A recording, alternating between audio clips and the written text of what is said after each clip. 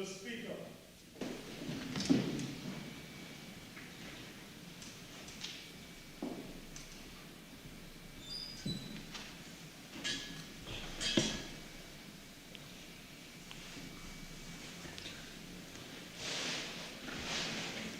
The member for Laventille West.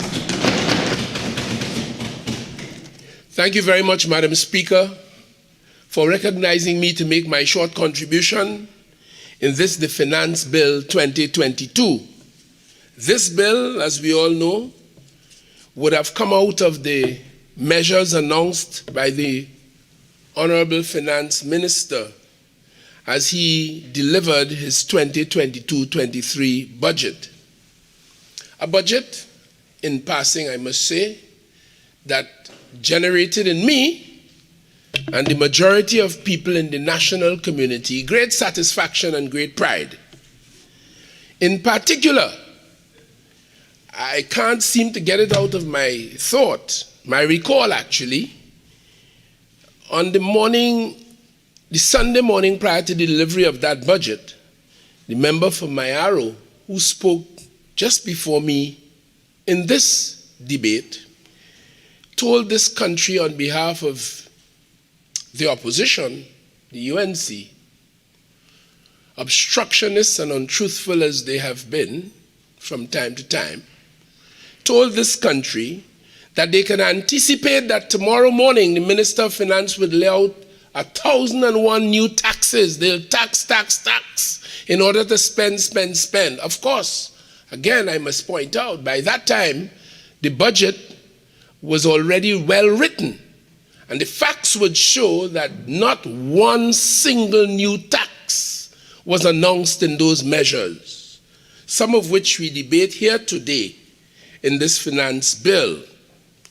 Madam Speaker, the member for Mayaro touched on a few issues that you must give me the latitude, Madam Speaker, equally to touch upon in passing. He described this government as underperforming, a government that boasts of having in its reserves 8 months cover. Very unusually so for many countries of the world, where the international average, the experts tell me, is about 1.5 months. But we have 8 months cover in reserve, a very strong position indeed. Yet he describes the government as underperforming in economic terms. We have just very recently made a substantial deposit into our savings account. That is to say, the Heritage and Stabilization Fund, shortly before writing the budget, And of course, that would have followed very active negotiations by the government and our Prime Minister leading from the front and generating some $11 billion in additional, uncontemplated by the last government, revenue. And all it leaves for me to wonder, Madam Speaker, as we discuss these measures today, what would our country's circumstances have been without that $11 billion? That was generated by hard work and negotiation with those with whom we were locked into contract arrangements, but on the basis of respect.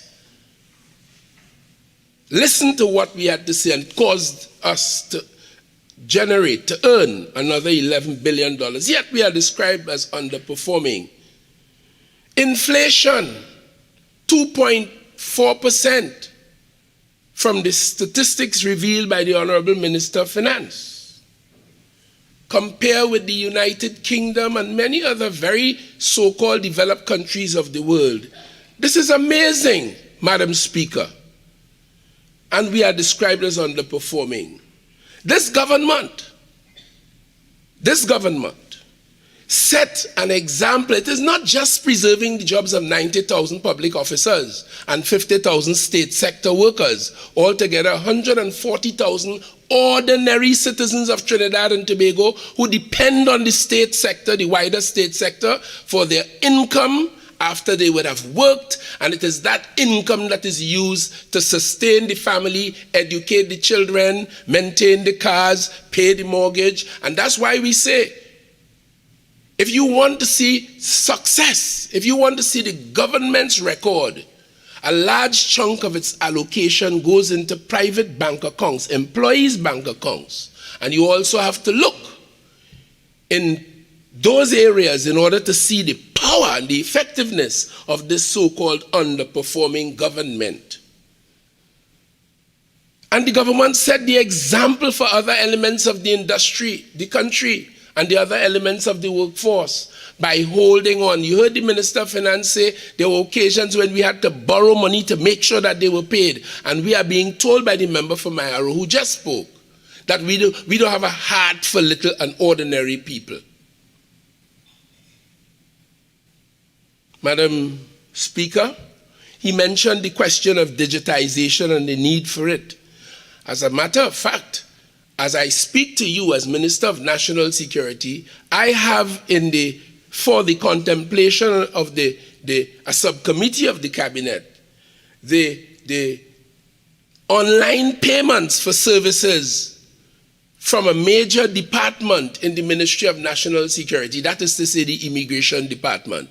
Because the Prime Minister, leading as Prime Minister, told every minister of his government that we had to find, identify, and generate a digitization project in one's ministry. As the government moves towards digitization, improved efficiency, better record keeping, leaving the human element for misbehavior in public office out. When you digitize, it's happening in the Ministry of Transport, happening in the Office of the Attorney General, happening in National Security, happening across the board. Hence the reason why a Ministry of Digitization was established, led by a very capable professional in that regard. The member for Mayaro spoke about affidavits and moaned that the increase in the cost of an affidavit would be a heavy burden to bear on the part of the ordinary and little person, while saying so, taking no account of the fact. He said that would, where people can't afford an attorney at law, they go to the little commissioner of affidavit, not taking into account the significant allocation and allocations over the years for the legal aid department, which supports that. And then now we have the special advocates that we have put in place to support the court and the judiciary when it becomes necessary. And most of all, not mentioning the 175,000 citizens, ordinary citizens, and I'm responding to Mayaro, who would have benefited from $175 million injection into their welfare, their affairs. Persons who are already either on disability grant, on old age pension, or some other benefit in the social development platform, social security blanket as it were, an additional $1,000. No mention of that, but we are underperforming.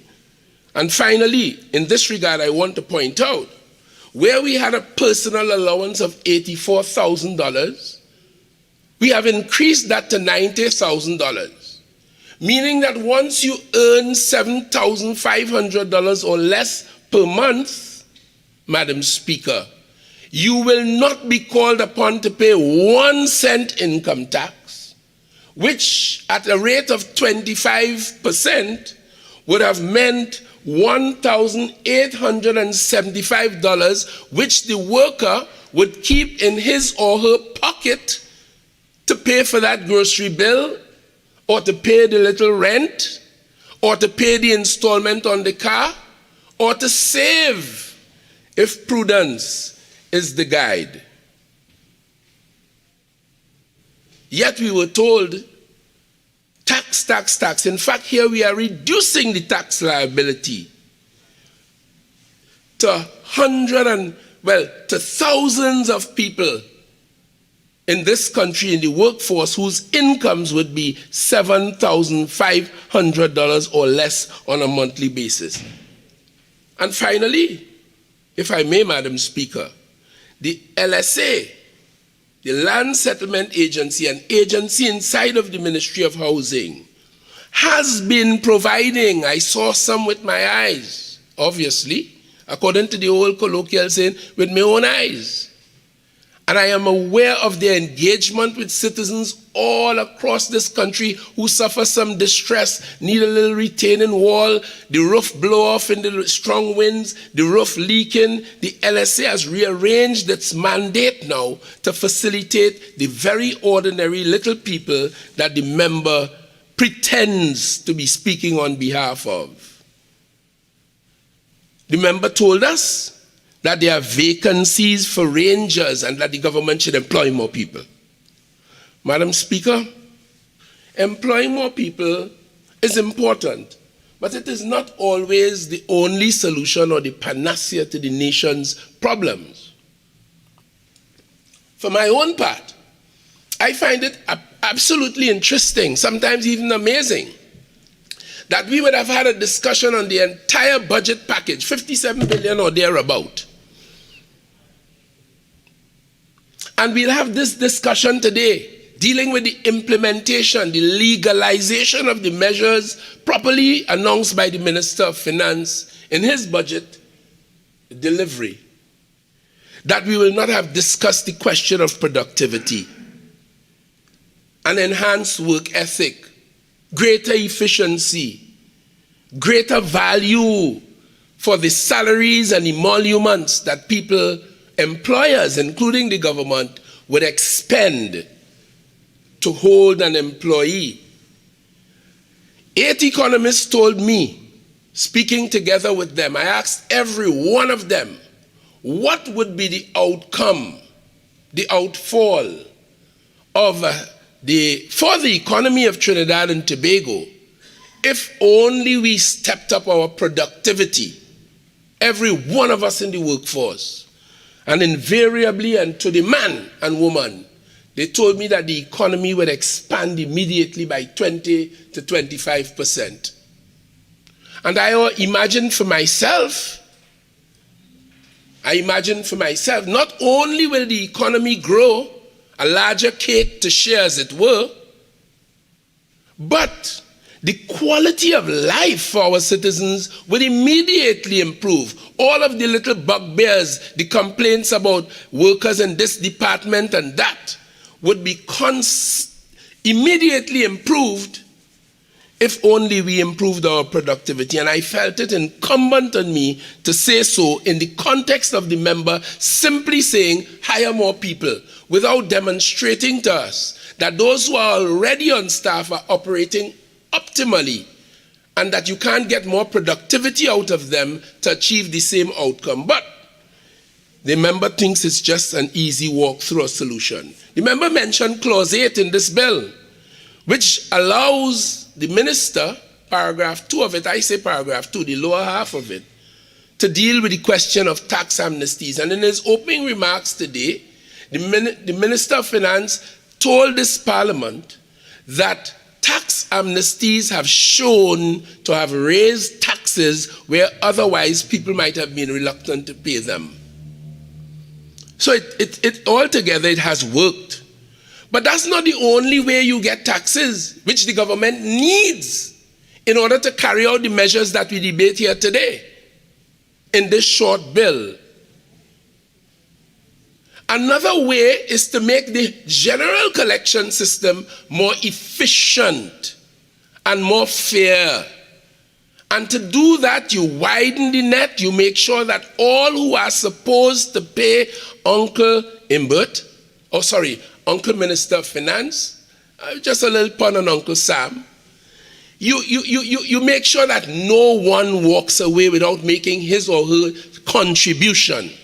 And if it is a corporate entity, should not walk away without making a contribution to the asset, to the coffers of the state, especially in circumstances where we as a society demand so much, especially in circumstances where the opposition is always pointing out what the government must do, what it must spend, how it should give away, all of that. So the Revenue Authority, which offends the sentiments of the opposition, and to which they have objected from the very start, and which, as I indicated, I implied a moment ago, is a formula to improve the tax revenue for the government, because it needs these revenues to spend on all of the things that my friends on the other side and others demand. And in 2017, when we floated the matter and brought the matter for the consideration of this Parliament, there were 4 challenges to it. They went to court. I remember the member for Siparia saying that we will do that. Went to court, sought an injunction, found the matters found themselves, matters related to this, objection to the property tax, twice before the Court of Appeal, twice before puny judges of our Supreme Court. They challenge on the form and the language of the form. They challenge on the registration process. And it took the government the years between 2017 and relatively recently to settle this thing after stiff challenges from the opposition in the Parliament and their friends and some of the members as lawyers on the outside. As they always do, obstructionists as I interpret it.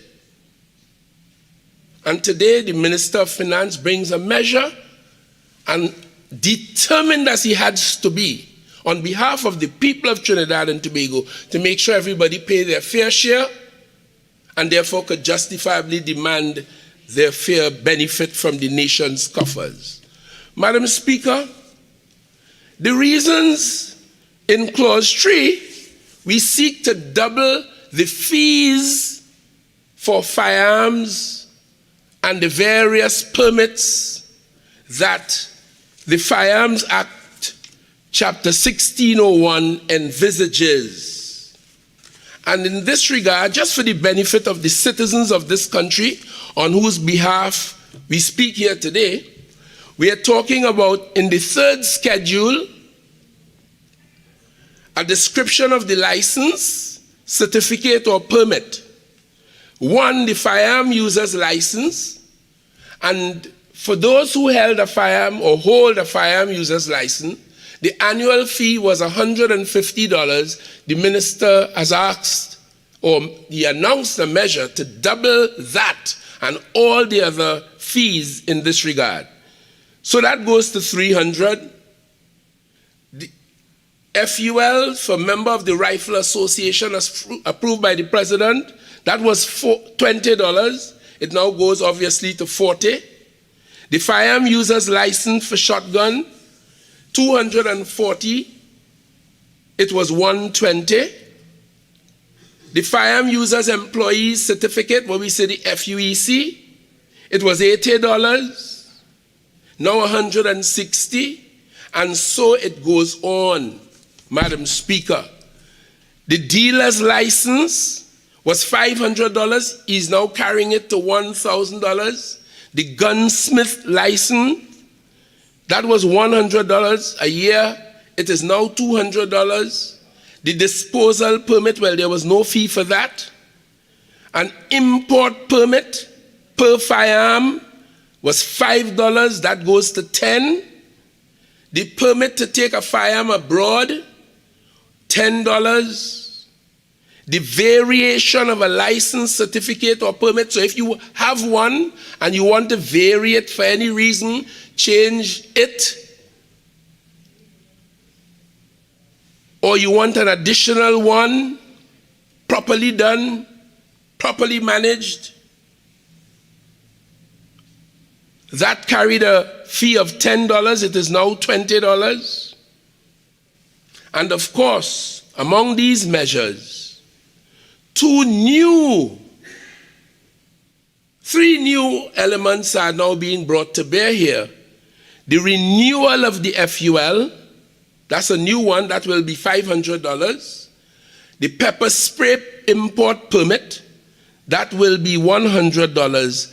And the pepper spray permit for those who want to use it, it having been imported and it having been available for distribution, Madam Speaker. So the minister seeks to double all of those fees and the introduction of 3 new ones for obvious reasons. And there are 2 reasons for that. It will increase revenue. And I can tell you, Madam Speaker, it does generate some revenue because between the years 2018 and 2019, those permits and the fees that came to the state through the Firearms Act in this regard amounted to $2,647,780. The 2019 to 2020 period, $3,236,117.50. 2020 to 2021, that went up by about $1.4 million, and the figure for that take was $4,613,840. I unfortunately don't have the year-to-date figure, which might be relatively higher for certain reasons, but the total revenue from those fees collected for those 3 years that I have just identified, Madam Speaker, was $497,737.50. And if you double this, as these measures, as this measure is intended to do and will do, you'll be talking about an annual collection of roughly $20.5 million. But the purpose of this, Madam Speaker, is not merely about revenue, but the Minister of Finance told us when he put these measures to us, which was approved by the Parliament, is that it had to do with rendering it more onerous, if you like, because the ownership of a firearm license is a very serious responsibility indeed. We have had the operation of the Firearms Act since 1970. The first one was 1970 in law in this country. Act 44 of 1970. And we have never had a policy to guide those who must operate this law on behalf of all of us. Recognizing that, this Minister of Government, and recognizing it as a deficiency, mandated a team inside of national security to draft, for the first time in this country's history, a firearms policy to guide those who must implement the terms of this law. And the practitioners of administrative law will tell you that the policy must be in keeping with, within the 4 corners of, consistent with the law. So the law would have been looked at by those experts, a team in national security led by the Office of Law Enforcement Policy, and we have drafted a policy. Work continues on that document because new information, new things, new circumstances are making themselves known on a daily basis. And it is being tweaked before it finds its way before the Cabinet for the Cabinet's consideration. But we are in a very advanced state of affairs in that regard. And the government, though, had an unwritten policy which we inherited from our colonial masters, a restrictive policy, where we did not feel, other than, unlike some persons, that firearms and the proliferation of them around the place to everyone, and gun go meet gun and doi for doi, would be the solution to the nation's challenges. We didn't feel that. And all the commissioners of police observed that restrictive approach over the years. But alas, that was to change within very recent times. And consequently, the need for a policy to guide those who must administer that law was deemed to be acutely important. And so, Madam Speaker,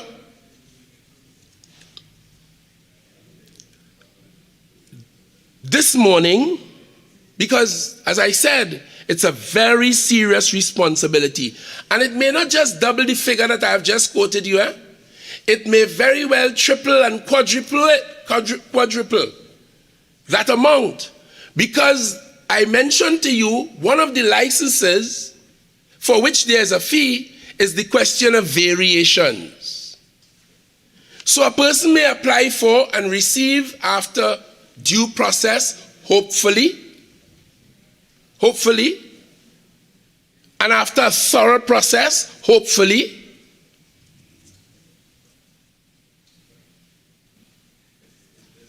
because there's no doubt about it. We have inefficiencies in the systems of this country, and we have corruption too.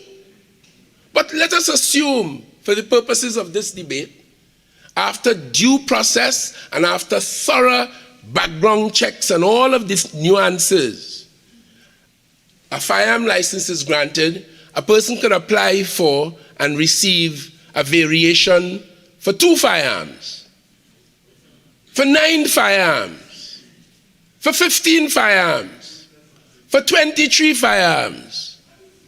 And these figures I didn't pull out of the hat. Every one of the figures I've called for you are real.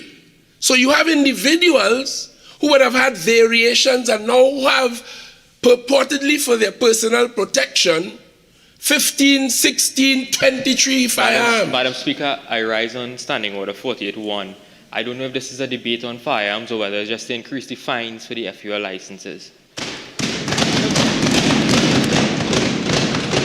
So, Minister of National Security, I know you're dealing with variations, but tie it in quickly and let's get on with it, please. And I don't know if the member for Barataria San Juan is having a bad day or a normal day, but nobody's talking about fines. We are here talking about fees.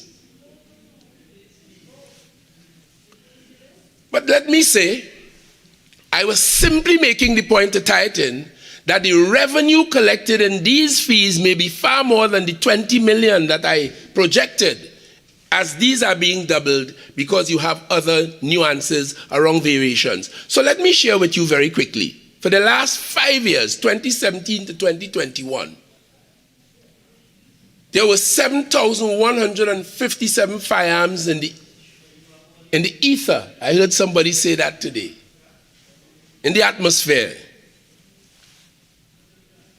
And just for another statistic,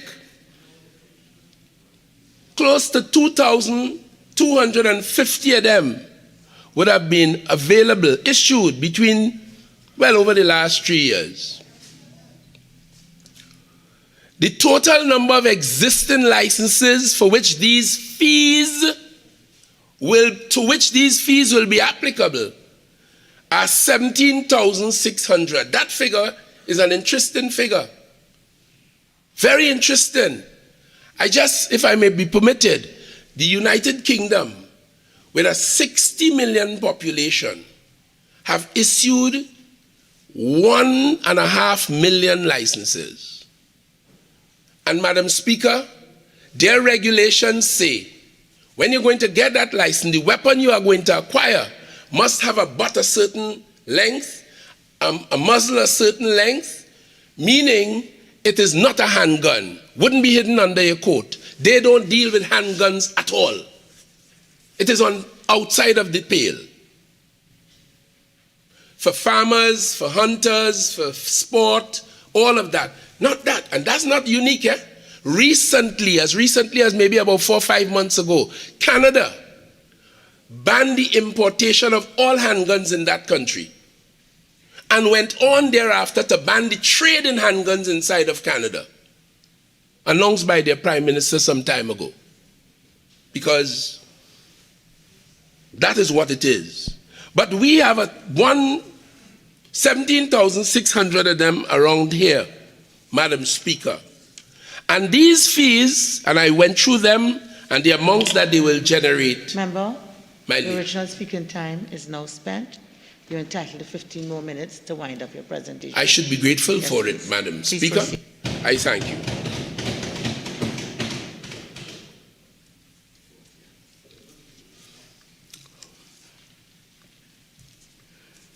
So that part of the reason is revenue collection, but part of the reason is to nail down, to pin down a more responsible holder of these licenses that generates these fees.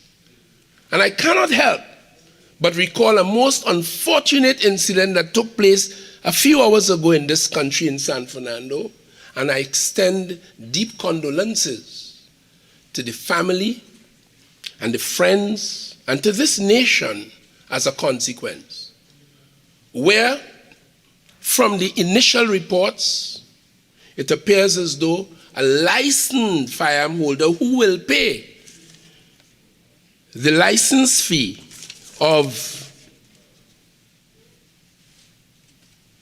$300 going forward, it was originally $150, held this license, but held about 5 from the reports in public domain firearms. A very tragic state of affairs. And this is the reason why, Madam Speaker, that the prevalence of firearms, licensed or unlicensed, every one of them remain a lethal barreled weapon, so described for good reason. And secondly, they are very durable objects. The experts say, and I taught firearms use and management as a police instructor. Madam Speaker, 48-1. I rise on standing order 48-1, please. So, Just passing on. Yes, Yeah. the passing went very far. So could you come back, please? And Madam Speaker, very durable they are, and they have to be properly managed. So part of the reason why the Minister of Finance, expressing the government's policy, would have taken action to double these fees, it is not only about revenue collection, but it is to impose more responsible management of these objects that are called firearms. And Madam Speaker, we will lose some revenue. I just want to tell you, we will lose some revenue because whenever these firearms are found to have been abused, there is a disposal of them. And there's a permit here, a disposal permit, for which there's no fee. And Madam Speaker, disposal is a critical element. Recently, we announced that we would be disposing of 7,000 of these objects, and it probably went over lightly. But 7,000 firearms that were abused or used in illegal activity, seized by the police, are now being destroyed to create an environment of safety and to avoid recycling of those for one reason or another. So, Madam Speaker, I would like to lend strong support to the Minister of Finance who proposed these measures and indicate to him on behalf of the people of Laventille West, who I proudly represent, that he has the full support of this Member of Parliament on behalf of my constituents to implement the measure in doubling these fees as he has agreed. It is good for all the reasons that we have stated. And there's one other measure, Madam Speaker, as I run out of my time. The question of Clause 7, which has to do with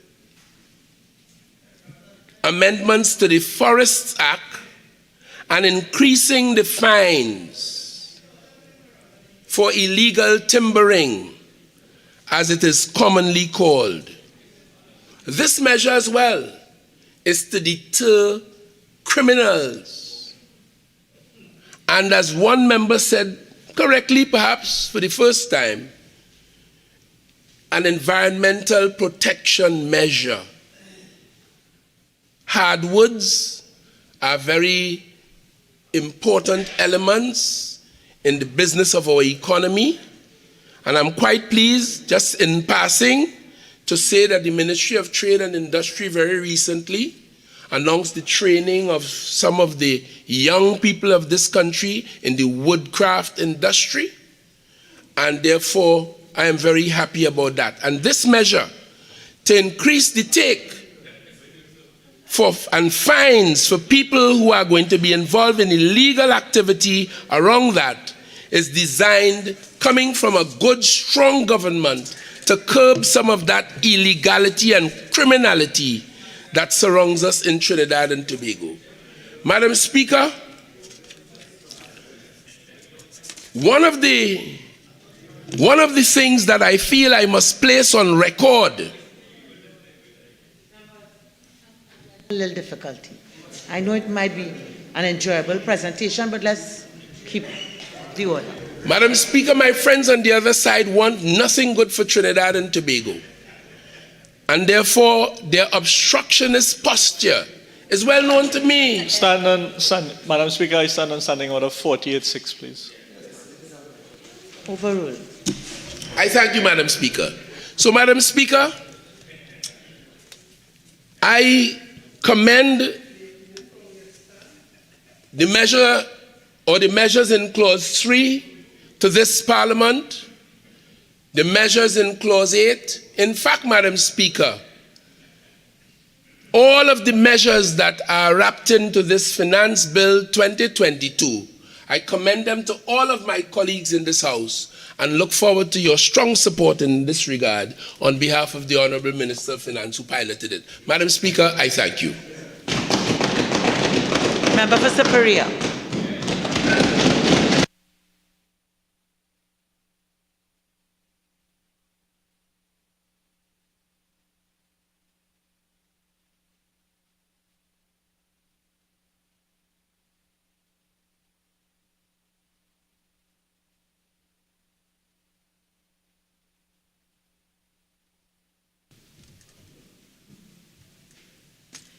Thank you very much, Madam Speaker.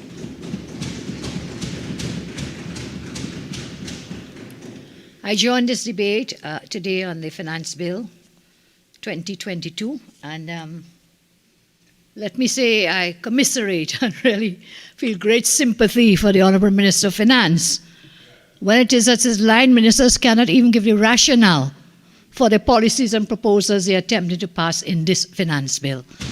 And so, when I listen to the Minister of Finance before, I think my colleague responded to his tone and his demeanor, but that minister is always willing and able. He has good intentions, but we are told that the road to hell is always paved with good intentions. And so I will not diss him on that. But let's look at the bill as a whole, and then we'll go into some specific clauses, Madam Speaker. I thank you for the time.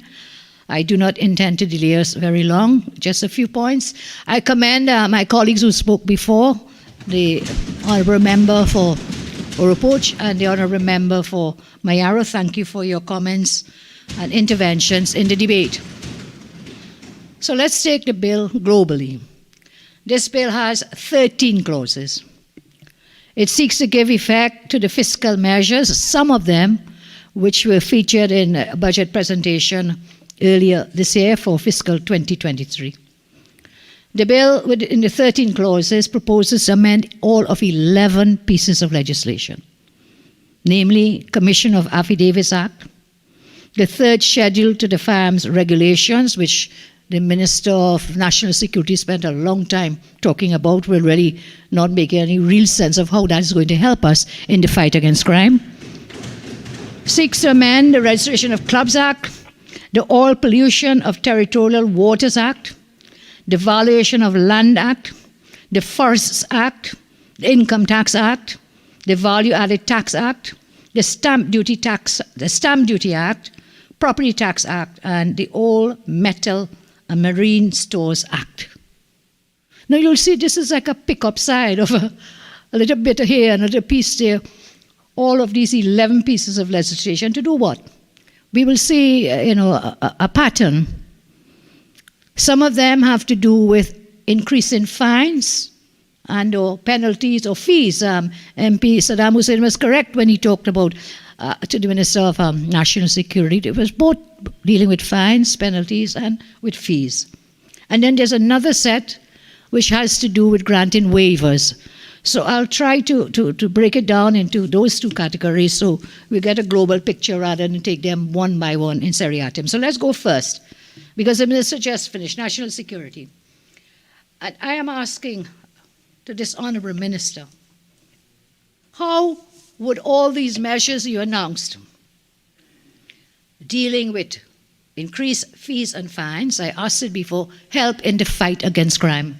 Minister, I would have thought that you had some time to tell us, as a nation, the front pages of every newspaper yesterday, when we see children down on the ground in a school in fear of their lives, how would these fines that you're increasing for legal firearms help us to deal with pupils ducked from bullets, Guardian? Gunfire closed school, Newsday. Get down, children. Daily Express, and the teacher saying, oh my God, children, down. Should this be happening in our schools? And where's the minister to answer this? Where's the Prime Minister? It seems that every time the heat is on, somebody goes missing in action and will not be there to answer. So, Minister, whilst I appreciate your rejoicing about these increased fines, you have not told us what is the rationale for these fines. And then you want to attack the member from Yarra by saying that member talked about tax before the last budget, tax. Minister, do you understand what a tax is? Do you understand that increased fines and penalties and fees, that they are in the nature of a tax? And therefore, when you spoke for that long period of time, that's what you're talking about, increasing fees, increasing fines, increasing penalties. So let's take a look at those increasing fines. In this bill, this little bill, with respect, it is a short bill with, 13 clauses. In this bill, there are 26 instances of increased fees and or fines. 26 instances of increased fees or fines. And what are those? Those are taking from the taxpayer. And once you're taking more from the taxpayer, it is in the nature of a tax. It goes into your consolidated fund. So let's not be going to the semantics of what is a tax and not a tax. Let us understand that once the government takes more from the pocket of the taxpayer, you are in fact imposing what is in effect a tax. So 26 instances of more fines and fees. You know, the government comes here today and tells us these are the fiscal measures. These are the measures that are going to help us to, after 8 years, these are the measures as a solution to help our failing economy. But you're coming 26 increased fines and penalties and so on. To make matters worse, the Minister of Finance has been defying the conventions of economics by his positions on the performance of the economic, domestic economy. And today that was repeated by, again, the Minister of, in the Ministry of Finance, the member for San Fernando East, talking about growth.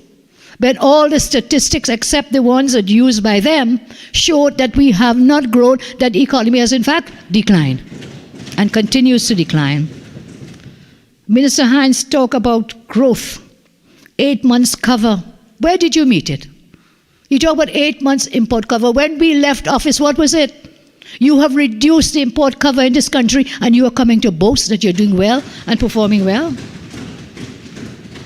You talk about deposits in the HSF. You are the government, the only government in the history of Trinidad and Tobago that has withdrawn from the HSF, not once, not twice, but several times. Every other government, including that of the late Patrick Manning, including the Pandey government, we have put monies, deposits into the HSF. But you have been withdrawing. Minister Hinds about $11 billion revenue. He asks us the rhetorical question, what would circumstances have been without this $11 billion? Well, what are the circumstances? Every road, every bridge, every drain, all infrastructure is down. Our schools are in a state of disrepair. The health sector is collapsed. The economy is collapsed. And you are the only one singing praises. What would you have done without this $11 billion? I assure you, we would have given children laptops. We have provided in the health sector. We have provided in the infrastructure of the country much more that could have been done. So when you talk about the largest budget, that we had the largest budget, what's wrong with that? If the revenue is coming in, we spend the money to improve the quality of life of people in the country. That's what we did. So just to cry crocodile tears about the largest budget is because you could not get that kind of revenue. You didn't have the policies or the programs to create revenue streams and to create jobs in this country. So don't cry about that. I am proud that we were able to deliver so much in just the 5 years that we were in office. Minister talks about inflation. Well, I think the one that is most startling talks about jobs and preserving jobs. How many hundreds of thousands of jobs have been lost since you came into the country? How many? So there's several issues the minister raised dealing with growth and the performance of the economy. This economy is the worst performing economy under your government that we've ever seen in Trinidad and Tobago. So you come now to talk about the economy, you talk about fines and fees and penalties, as I've pointed out, 26 instances of increased fines and or fees. What are they? One major area had to do with the increases with respect to the firearms regulations. Clause 3 of the bill seeks to increase by 100% the fees payable in respect of a license, certificate, or permit set out in the third schedule to the firearms regulations. And the minister gave us the details, all of these proposed increases. Now, let's look at it.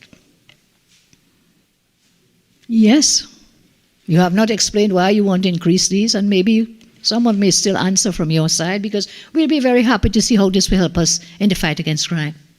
But whilst you're busy increasing the fees and fines and so on for legal firearms, what are you doing about all the illegal firearms in the country?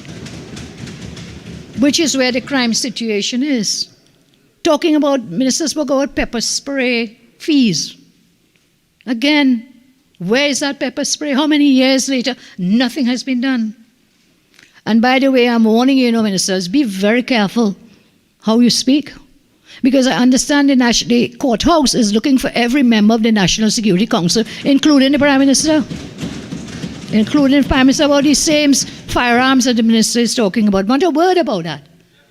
Except to belabor the point. Madam Speaker, standing order 48-1, please. No.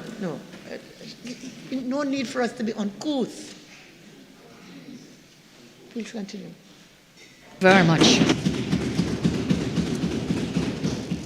So I said a lot of the matters had to do with increases in fees and fines. If we were not in this honourable chamber, this honourable parliament, I would say it reminds me of those sprangers who will pass and pick up every little piece of thing they could find on the road. So you go for remember, you said if it won't, so you know it's not proper. Okay? So I know you can do much better than that. And I will try. I thank you, madam. And I would say I don't refer to the honourable members on the other side at all. or on our side of the house. I'm saying you pick up a little bit, say, under the metals thing, you pick up a little bit on the here, they're everywhere. Can we not do better than that? Is it the kind of revenue and I think that's going to grow our economy to create jobs? Is that going to develop and that you could help people? No, no, no. And when Honorable Minister Hinds boasts about $11 billion, where did you get that from? It had absolutely nothing to do with policies of your government. You got a windfall because of the war in Ukraine and so on that increased the prices. Let's be honest and be real.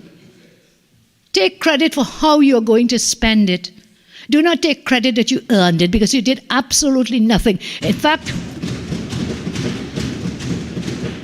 you did the opposite.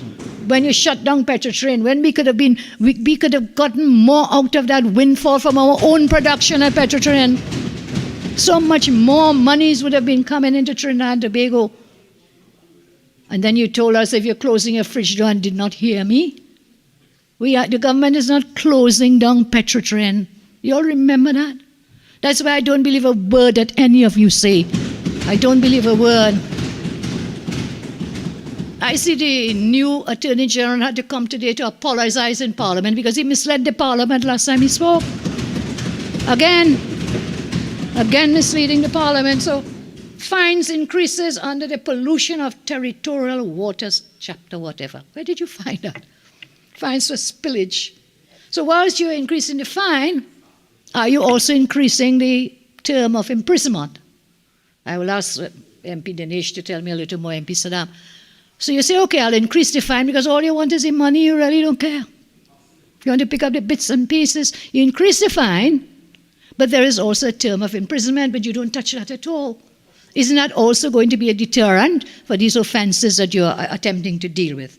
Clause 7 talks about penalties for offenses relating to timbering, contrary to the Forests Act.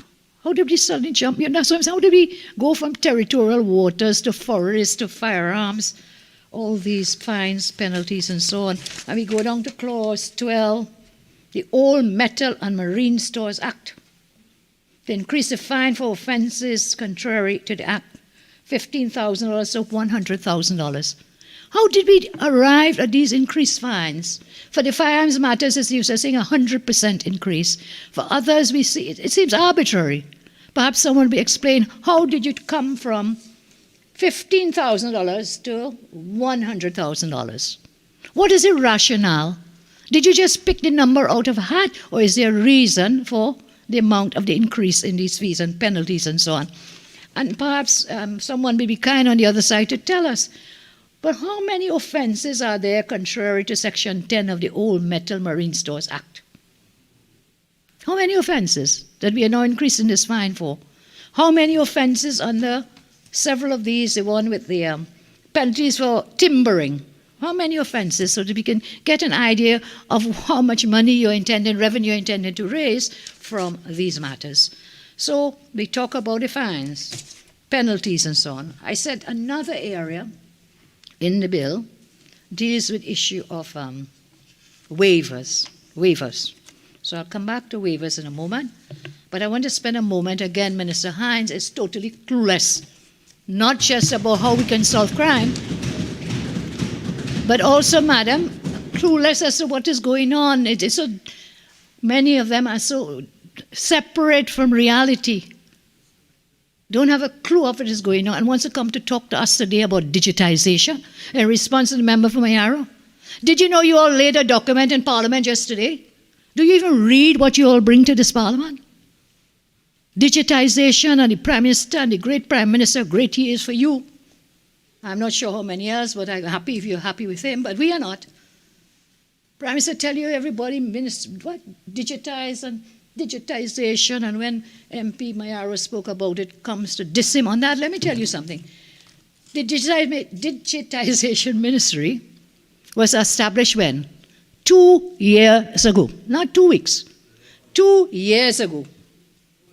And then what do you have to show for it? This document, sorry, I won't hold it up, but document laid today in the Parliament, it has to do with response to the Standing Finance Committee for additional information, re-meeting of the Standing Finance Committee.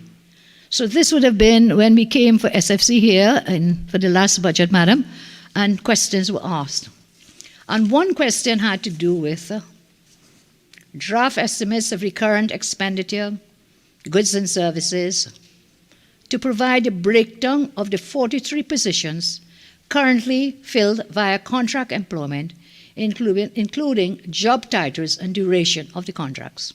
So the ministry 2 years ago established is supposed to have 43 positions. In this document laid today, Minister of National Security, through you, madam, you will see that your dream of digitization is nothing but a pipe dream. It's not a dream. And you're not being real with the population. Look at this ministry, what's going on here. Of these 43 positions, let me read them for you. Let me read them, 43. Position, Director Legal. 48.1, this is no form or fashion or part of the bill. Member, I'll give you a little leeway to develop the point in the context that you're making it, and please then move on. I thank you, madam, and I appreciate the leeway because we do give leeway sometimes. I thank you very much for that leeway. Minister Hinds talked about digitization and gave the impression to this parliament that the government was well on its way to having this done throughout the public service. Paper file in the parliament today, out of the 43 positions, only one is filled. Every other one, 42 positions, are vacant. Where is the digitization? Madam Speaker.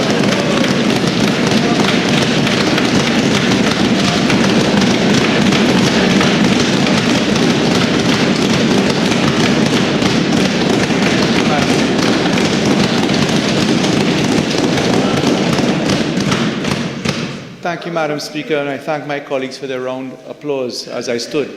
Madam Speaker, I rise on Standing Order 48. Now that the member has clarified that Minister Hinds was speaking about digitization in the context of the Firearms Act, which is what he was speaking about, which is relevant to this bill, I do respectfully invite that you reconsider the relevance. Madam Speaker, I was saying I do respectfully, now that the honourable member has clarified, 48.1. You know, listen, we're not going to get, remember, if you're cooked and standing orders, I expect you yourself will be bound by them. Okay? We're not going to get anywhere quickly at this rate. All right? You made your point, I've heard you, and I'll move. So, member for Superior, as I said, I'll give you some leeway. We're not talking about the Ministry of Digitization completely. So make your point quickly in the context that you intended, and let's move on. Yes? You just write it, please. Thank you very much, Madam Speaker. I'll move on. I've made the point, and the point is that the dream of digitization under this government is just that it is a dream. Nothing real is happening to take this country forward in this age of technology and digitalization. Madam, I don't know in the rules of debate, and maybe I will be guided by your good self, that when it is, you all will have a chance to respond if you're brave enough, please. Listen, I would like to hear the member for Superior, okay? And I would ask both sides to allow the member to make a point. Please proceed. Good. So we are moving along. We are moving along because there are many other points I would like to raise with respect to this bill. And you know, no amount of shouting me don't will stop me, you know. You will never stop me. I will take you on anywhere, anytime, and any place for the rights of the people of Trinidad and Tobago. So let's carry on. I move to my next point, madam, if I may. And it has to do with... Well, I have already said. Please proceed. I thank you very much. Yes. So let's talk about some other areas now that have to deal with clauses. Again, I said 13 clauses, 11 pieces of legislation being amended. And I said some of these had to do with fines and penalties. I've dealt with those. And another set of them, another block, have to deal with waivers. When we go through the bill, we see there are 5 pieces of provisions per statute, per act that we are looking at here. And in each one, there are 5 points of waiver. So we're looking at 25 waivers, again, in this 13-clause bill, madam. Waivers under the Registration of Clubs Act, waivers under the Income Tax Act, waivers under the VAT Act, waivers under the Stamp Duty Act, and waivers under the Property Tax Act. Now, nothing is wrong with that. Minister, when presenting, piloting, talked about many times waivers has been done for liabilities, for tax purposes, whether it be VAT, whether it be for income tax and so on, whether it was stamp duty, clubs, all these have been waived in the past. So Minister's rationale was that, with COVID, a lot of people didn't have the cash flow, would not have been able to pay a lot of these, so we're giving them a bly. We're giving them a free card for waiving, but they do eventually have to pay the taxes.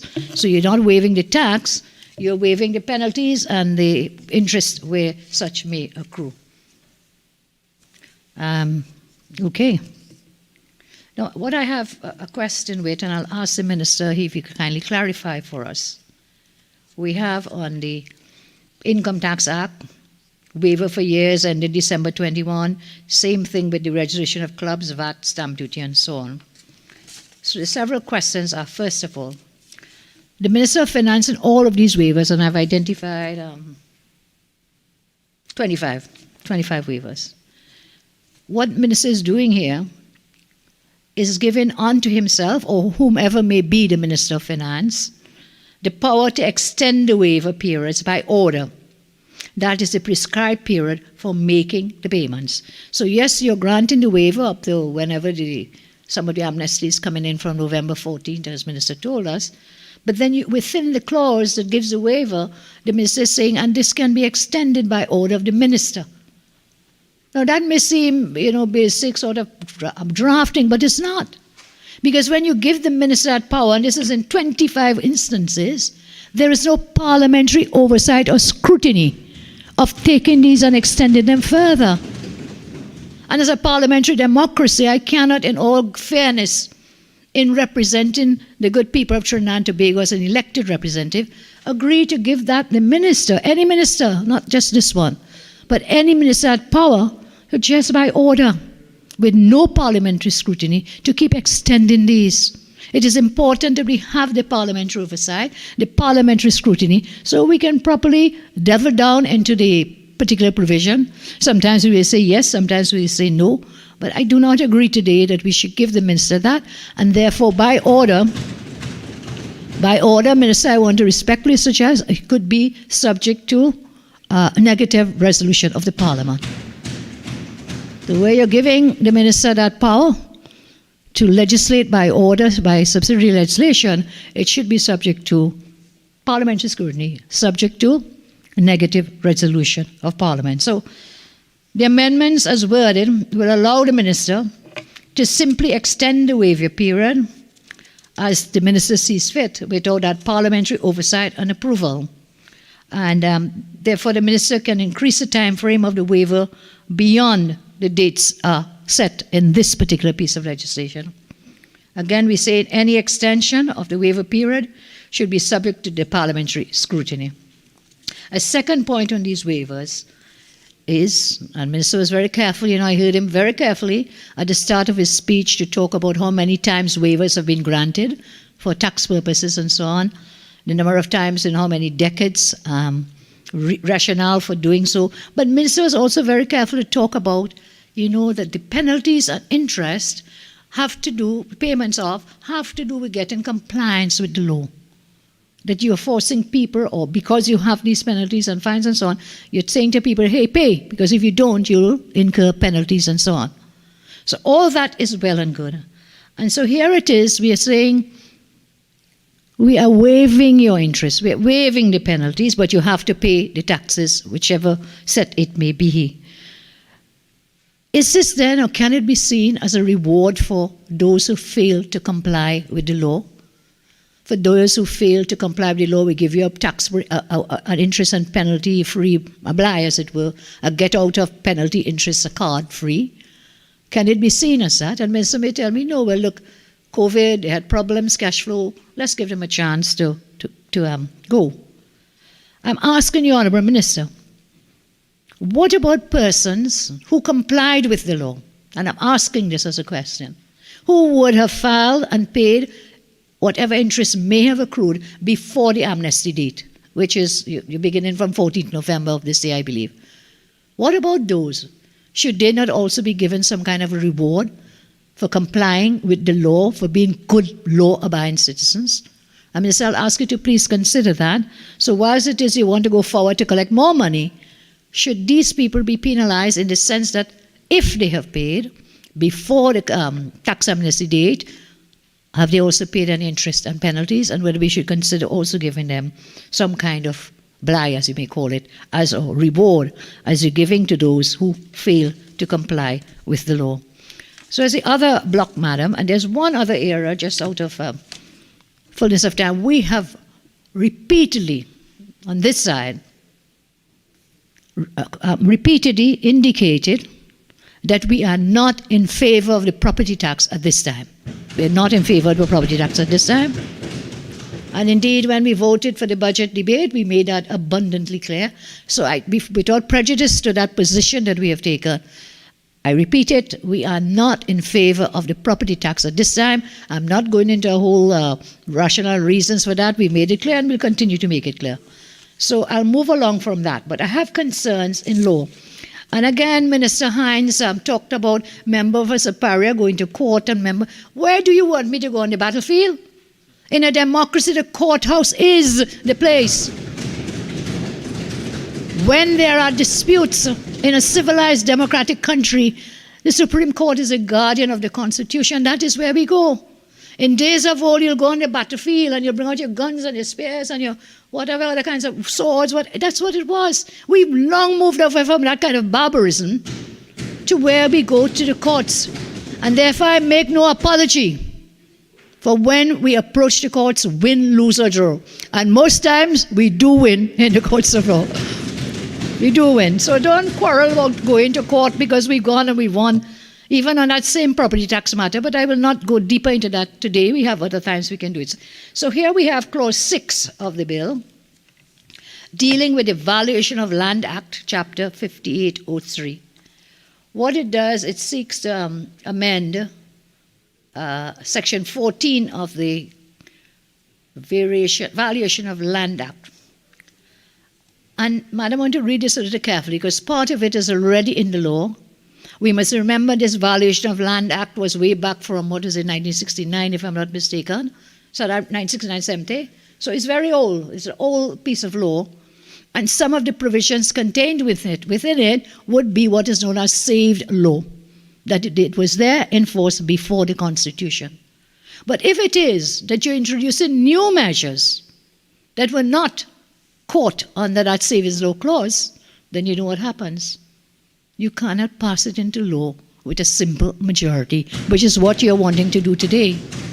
That's what you're attempting to do today. So I'm asking, it says where the requirement, this is Section 14, contained in the amendments in Clause 6 of the bill before this Honourable House, where the Commissioner, and this will be the Commissioner of Valuations, requires information from the Board of Inland Revenue, the Registrar General, the Registrar of the Supreme Court, an officer employed in or in connection with a department of government. Member for Superior. Yes, ma'am. Your original speaking time is now spent.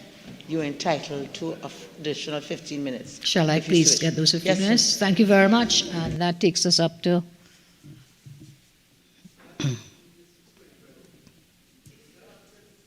38. Thank you, ma'am. So we have A, B, C, D.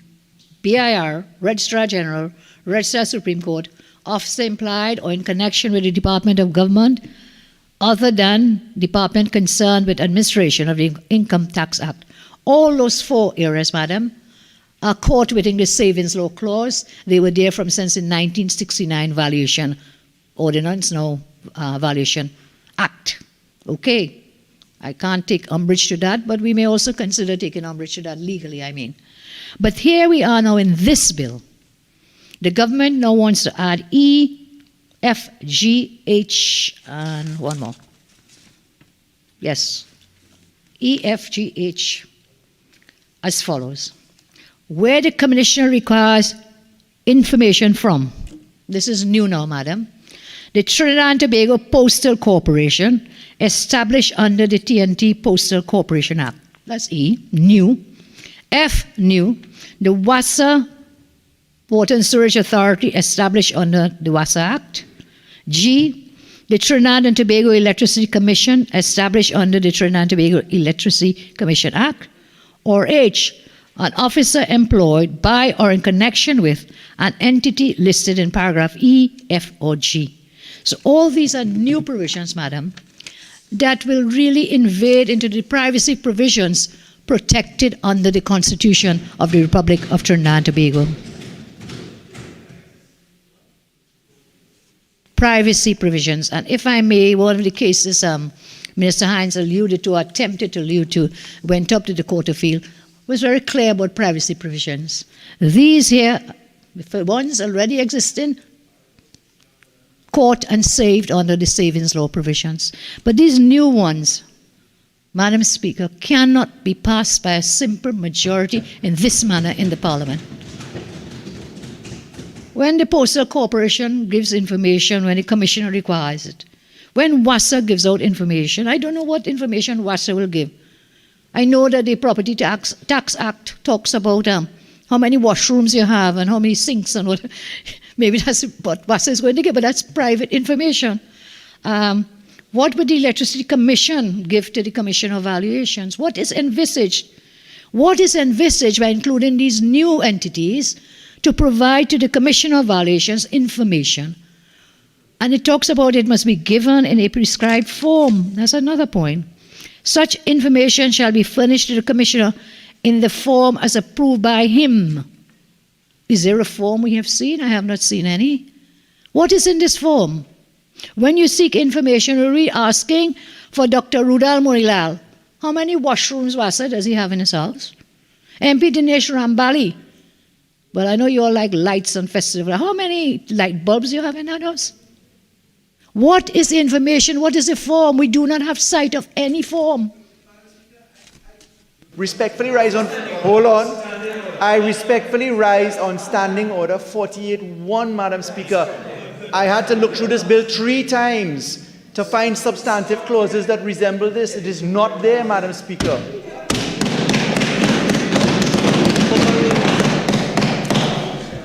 Madam Speaker, some people are not known for speaking the truth. That is totally false. The bill is before this House. I can quote the clauses. Continue. I've ruled and continue, please. Oh, okay. Yeah. I'm so not accustomed to getting a bly, you know. Aliwi, I thank you. These clauses are contained, they are provided for at clause 6 of the bill. This is the bill before the House. And I've quoted exactly from the bill. So I'm saying all these new entities, they are to provide, they must furnish to the Commissioner in the form as approved by him. What is the form? I looked in the parent law, I have found no form. I have looked in this amending bill, there is no form. How can we pass this and allow this to go through when we don't know what they're going to ask for? Next time they'll be asking personal information. TNTech, WhatsApp, Postal Corporation, who else? All these people. What do you want to find out? We need to know that. You cannot pass this first with a simple majority, and if you do, we are taking you to court, like it or not. You cannot do it. So on that point, clause 6 with section 14, and I have a further objection to this, madam. So one is they should provide to the Commissioner whatever the Commissioner wants in the form approved by him. Is it him, the Commissioner, or is it him, the Minister? Who's going to approve this form? First of all, we haven't seen the form, and if there's one, tell us what the form wants. What are you going to ask? Are you going to send to the BIR? I want the BIR information of Kamla Persad-Bissessar. Is that what's going to be in that form? This is private information, and we need to know. We need to know. And don't come to tell you police knocking on my door, because none is knocking unless you send them. Unless you send them. None. My hands are clean and my heart is pure. The second piece of this I take objection to is, as I say, on the form approved by him and within the time frame prescribed by the minister by order. The same drafting formula. Again, it cannot be by order. We don't know what this minister is going to put in there. That order should come to the Parliament for scrutiny, subject to negative resolution of the Parliament. So we cannot, and with greatest respect, approve these things. I know you're busy to get property tax for years and if we'll be holding you. But when you do something, you must do it in accordance with law, with natural justice and fairness and the rule of law. And we will support you. We will support you when you bring good law. We cannot support these. I have one last point on this, Madam.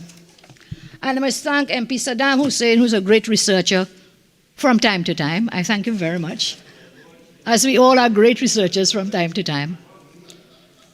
No, we are still talking about the sharing of information. Madam, do we understand when the Commissioner of Valuations is seeking information, he's also required to give information. The Commissioner of Valuations has to share information with the BIR, because it is the BIR who will be responsible for collecting the property tax. So Commissioner does evaluations and assess you have to pay X dollars or Y dollars in property tax based on your valuation. And then he has to share it with the BIR, but we have a serious problem with that. Because again, we are moving left to right or right to left or left foot to right foot and in the wrong order, not paying attention to what is already existing on our statute book. So here we have, I have here a memorandum from the Valuation Division, Madam, dated 10th August 2021. It is addressed to Ms. Suzette Lee Chi, Permanent Secretary. This is Valuation Division, Ministry of Finance. To Suzette Lee Chi, Permanent Secretary. From Emeris Garraway Howell, Commissioner of Valuations. Date 10th August 2021. Subject: the effect of Section 6C, C as in candy, of the Data Protection Act on Valuation Division's ability to share data with the BIR and Ministry of Local Government. Very important, because BIR is to administer this property tax, and local government, we hear a lot of talk about local government, where local government will benefit from the money and all this money going to local government. I think it's further from the truth, and I'll deal with that on another day. So Ministry of Local Government will get all this money from property tax. Not true, eh? Let's take that up front. It's not true. And by the way, this kind of underhand way to stop holding local government, we totally condemn the government's move to not hold local government elections. I'll not go too far on that point, Madam. It's something we will speak a lot more of. And be warned, we are going to court on that matter as well. You will not escape so easily. You will not. So here we are. Section 6 of the Data Protection Act on Valuation Division's ability to share data with the BIR and Ministry of Local Government.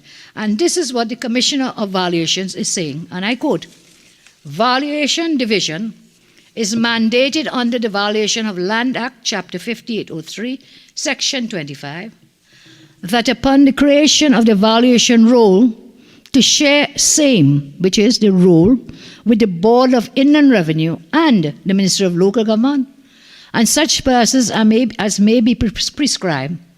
The information to be shared shall consist of the name, address of property owners. Such information, according to the Data Protection Act, Section 2D, is considered personal data. And Section 6 of this Act prohibits the division from sharing such data.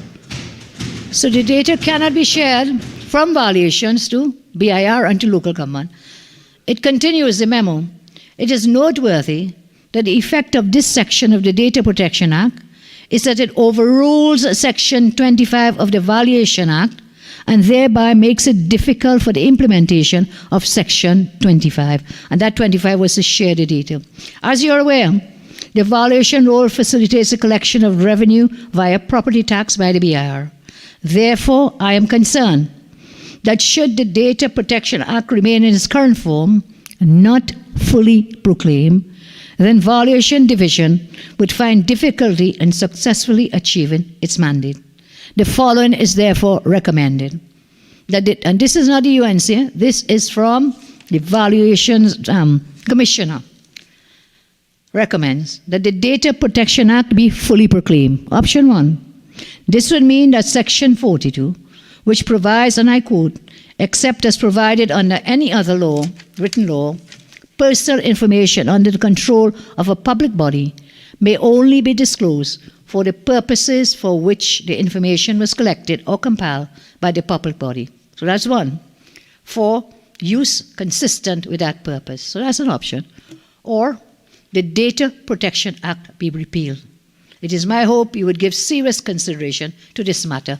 Since this was done since last year sometime, August 2021, what has happened with this? What is the status of the Data Protection Act? What is the status of that together with the valuation statute? What is going on about this? We need to get some answers as well. So as I close, Madam, I want to thank you very much for this time to speak on this finance bill. I have little or no hope that any of these measures will bring any relief to the citizens of Trinidad and Tobago, any real relief. I have no real hope that it will help deal with the serious crime problem that we have. And therefore, we will support or not support, it makes no difference. You need a simple majority except for those provisions I outlined, which invade privacy provisions under the Constitution, and if passed by a simple majority, your majority today will be challenged and struck down in a court of law. I thank you all very much, and I thank you, Madam Speaker. Minister of Finance.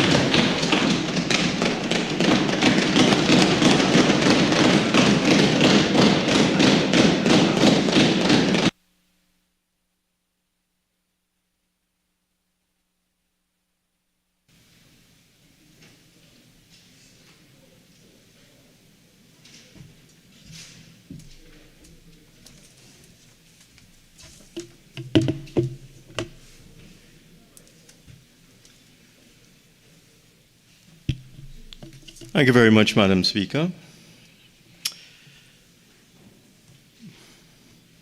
Having listened to the last contributor, I'm a little embarrassed to tell a senior counsel, a distinguished senior counsel, the Honorable Member for Siparia, to update her records.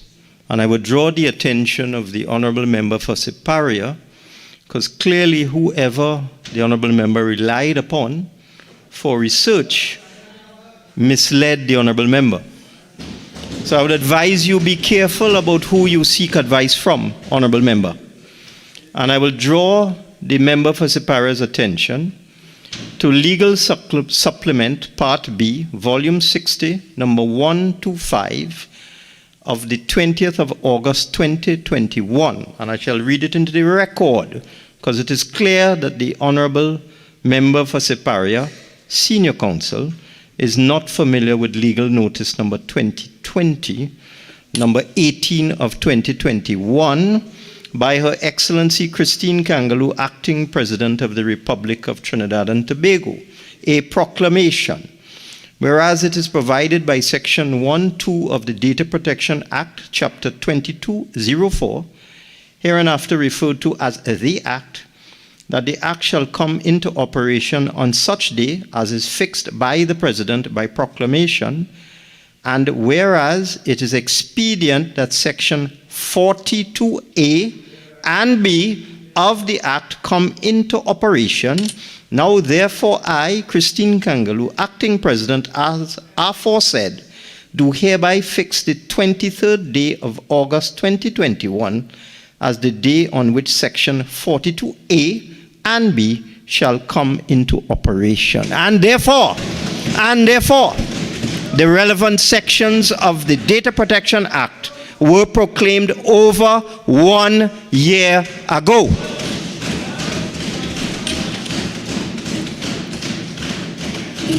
I would also advise I would also advise To hear the Minister of Finance, okay?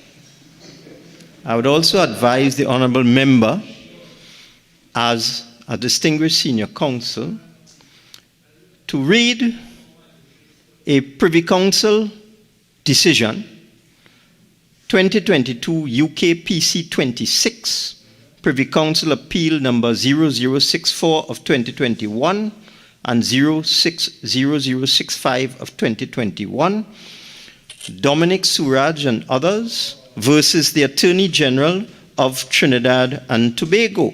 And I would refer the honorable member for Siparia to paragraph 1110 of that judgment, and perhaps, because I am not going to give any free legal advice, perhaps the researcher for the honorable member would explain the meaning of paragraph 110 of the Dominic Suraj judgment. I understand the problem because this was only delivered early in 2022. So perhaps the honorable member's records are not updated.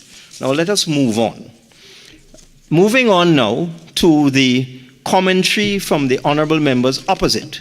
I wish to read into the record a press release issued by the Ministry of Finance on the 31st of May 2011.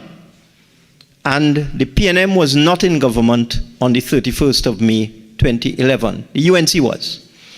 And it reads as follows. Attention all editors. Tax amnesty deadline extended to June the 30th, 2011.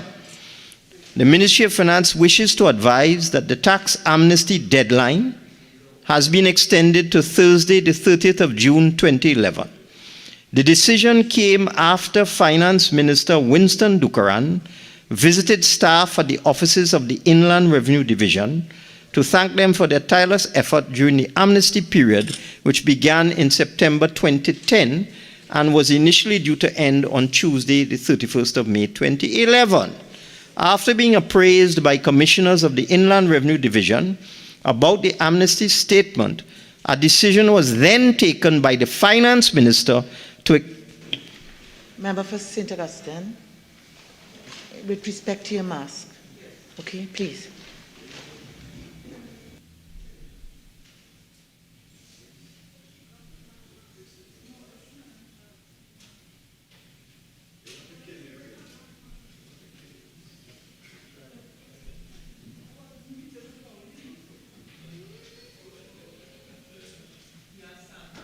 Thank you, Madam Speaker. The point of this press release from the Ministry of Finance in 2011 is that the then Minister of Finance, Winston Dukaran, visited the offices of the Inland Revenue Division to thank the staff for their efforts during the amnesty period, which was due to expire on the 31st of May in 2011. And after being apprised by the commissioners of the Inland Revenue Division about the status of the amnesty, the Finance Minister took a decision to extend the deadline in light of the overwhelming response by citizens by 1 month. And I would ask the Honourable Member of Siparia, that extension by 1 month done under a UNC government when the Honourable Member for Siparia was the Prime Minister, was that subject to negative resolution? Was that debated in Parliament? This is political hypocrisy. Political hypocrisy. And then, to make matters worse, on September the 9th, 2014, the then Minister of Finance, Larry Hawaii, is quoted as follows. Finance and Economy Minister, this is from the Trinidad Guardian of September 9, 2014, yesterday confirmed, Finance and Economy Minister Larry Hawaii yesterday confirmed that the tax amnesty in the budget was granted in response to calls from the business community. So if in 2014 the business community asked for a tax amnesty, at that time, Madam Speaker, why are they screaming and carrying on? Madam Speaker, I seek your protection. Please continue, Minister of Finance. I'm sure the discussion across the aisle has completed. I hope so, because the point is, Madam Speaker, in 2014, the UNC government... Madam Speaker, 48.4, can you member please audit his volume? It's disturbing us. Well, you know, if members will compose themselves properly, stop the crosstalk. A member for Couva South, while you may have been very composed before I stood up, you're not very composed now. Okay?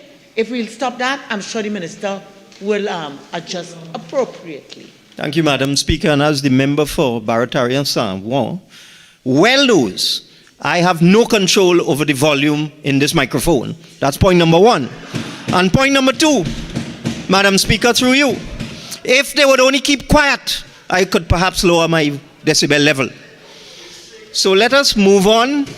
In 2014, the then UNC government, the then Minister of Finance, the UNC Minister of Finance, confirmed that they gave a tax amnesty in response to calls from the business community. And yet I have to hear today the Honourable Member Siparia questioning, what are you giving an amnesty for? Why?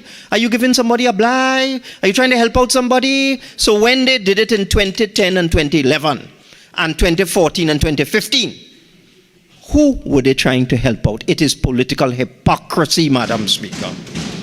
Political hypocrisy. No.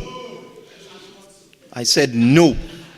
And Madam Speaker, the Honourable Member for some of these new members, I'm not sure what constituency they represent, but the Honourable Member, I'm still not sure, but the first responder on the side of the UNC said that he didn't like, the Honourable Member didn't like my body language. What does he want me to do, Madam? So you want me to dance? What kind of body language do they want from me? They want me to jump up and down? I am a serious minister. I am serious. I do not engage in antics. So if you don't like my sober, somber, professional approach, too bad. If you want me to jump, you will not see that. But let us go on into the points made by the Honourable Member, apart from that ridiculous point about how they don't like my body language. The fact of the matter is, Madam Speaker, they were complaining, the Honourable Members opposite were complaining about the fees for firearms licenses. But ironically, Madam Speaker, the fees for firearm users' licenses are extremely low compared to other jurisdictions in the Caribbean.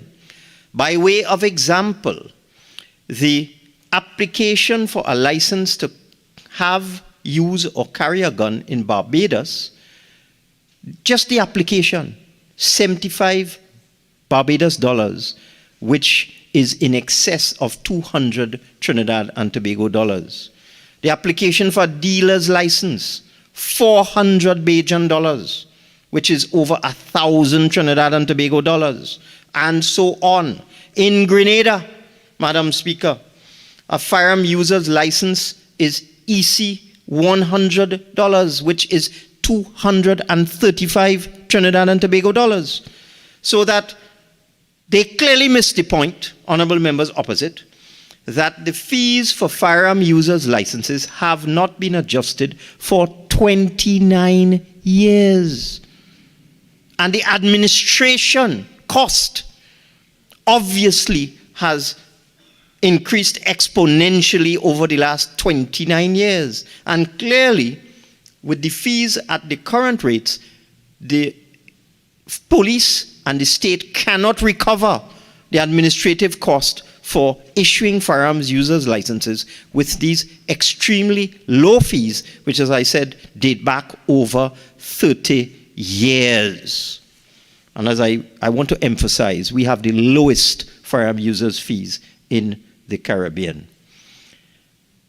I am very happy to be able to come to the Parliament today and to introduce a bill which would create a tax amnesty for members of the population, members of the business community who were in serious difficulty during the COVID years of 2020 and 2021.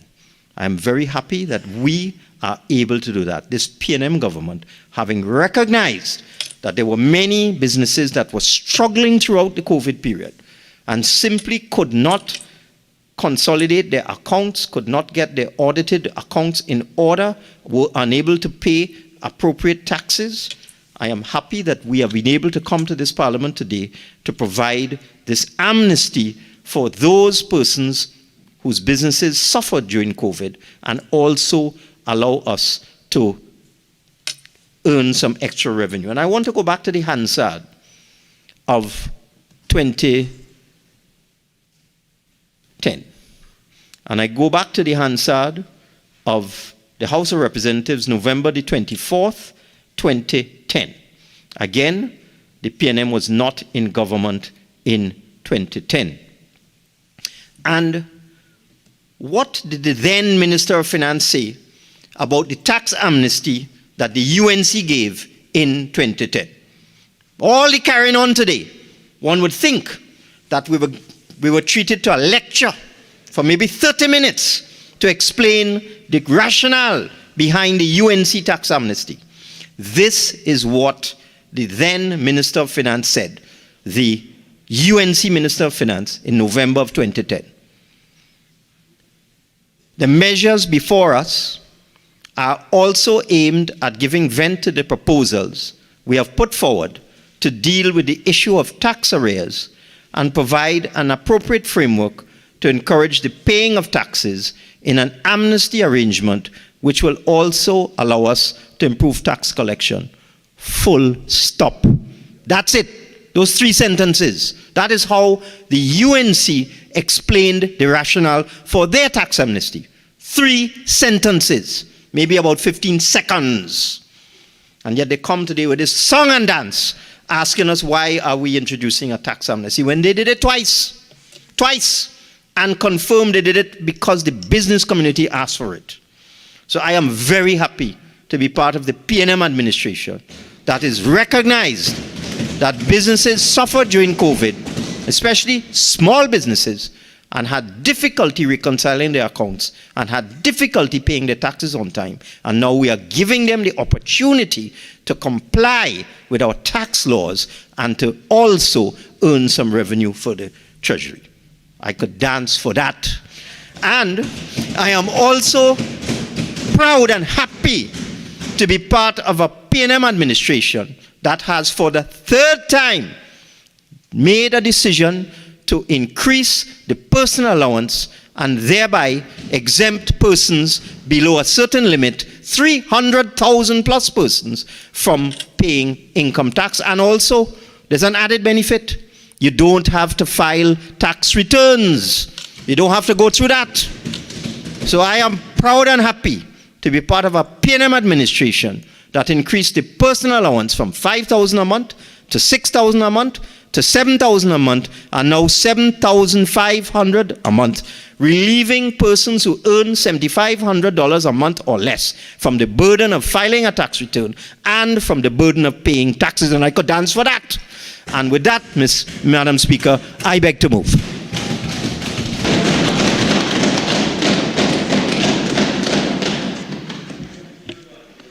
Honourable members, the question is that a bill entitled An Act to Make Provisions of a Financial Nature and Other Related Matters be now read a second time. Those in favour say aye. Aye. Those against say no. I think the ayes have it. An act to make provisions of a financial nature and other related matters. Minister of Finance.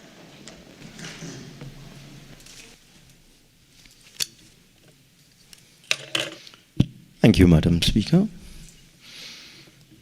In accordance with Standing Order 68.1, I beg to move that the Finance Bill 2022 be committed to the committee of the whole to be considered clause by clause. Honourable members, the question is that the Finance Bill 2022 be committed to the Committee of the Whole to be considered clause by clause. All in favour say aye. Aye. Any against? I think the ayes have it. This House will now go into the Committee of the Whole to consider the bill clause by clause.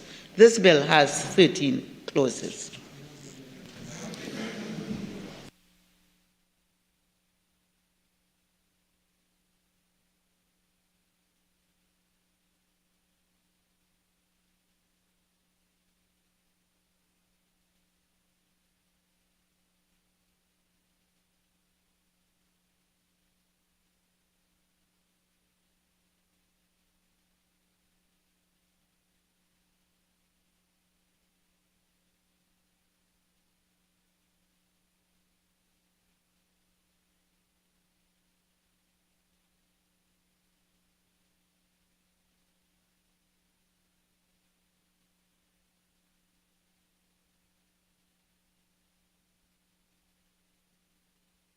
Amendments.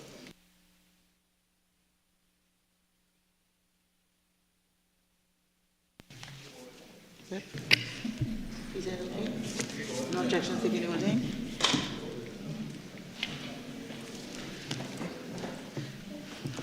Clauses 1 to 13. The question is that clauses 1 to 13 stand part of the bill. The question is that clauses 1 to 13 now stand part of the bill. Those in favour say aye. Aye. Those against say no. I think the ayes have it. Clauses 1 to 13 now stand part of the bill. Honourable members, the question is that the bill be now reported to the House. Those in favour say aye. Aye. Those against say no. I think the ayes have it. This committee meeting is now adjourned. The House will resume.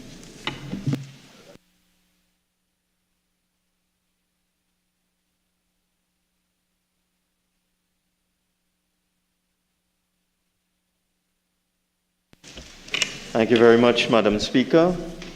I wish to report that the Finance Bill 2022 was considered in the Committee of the Whole and approved without amendments. I now beg to move that the House agree with the committee's report. Honourable members, the question is that this House agree with the committee's report on the Finance Bill 2022. All in favour say aye. Aye. Any against? I think the ayes have it. Minister of Finance.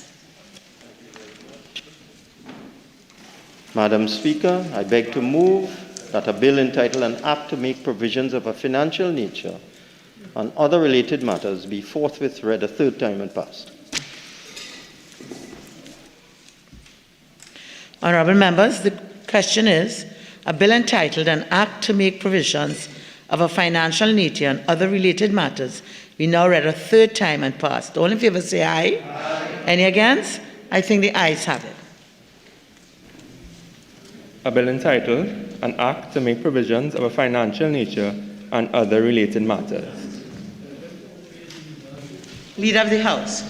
Thank you very kindly, Madam Speaker. Madam Speaker, I beg to move that this House to now adjourn to Friday, the 11th day of November 2022 at 1:30 p.m. Madam Speaker, at that time we will do the civil aviation, the amendments to the Civil Aviation Act. And Madam Speaker, I just alert that we may have other pieces of legislation that we will present prior to that date.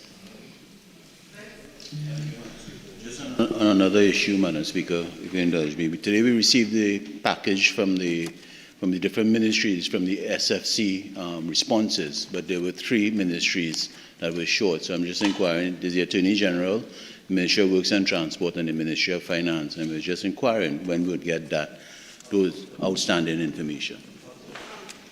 If I may just respond, Madam Speaker, we apologize for that, but you will get it by Monday? You will get it by Tuesday. Thank you very much.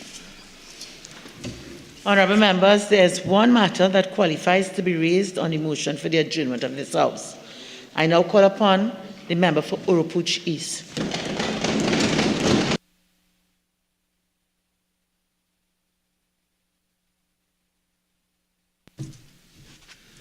Thank you. Thank you very much, Madam Speaker.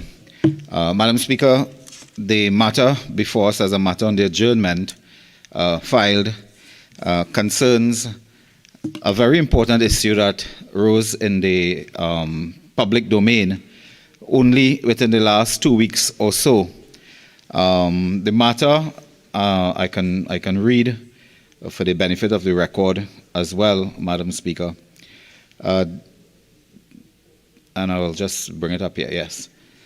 The matter is the construction of 3 high-rise apartment buildings located at Todd Street, San Fernando, by the Ministry of Housing and Urban Development and by the Housing Development Corporation, contrary to planning policy in what has been determined to be a school zone.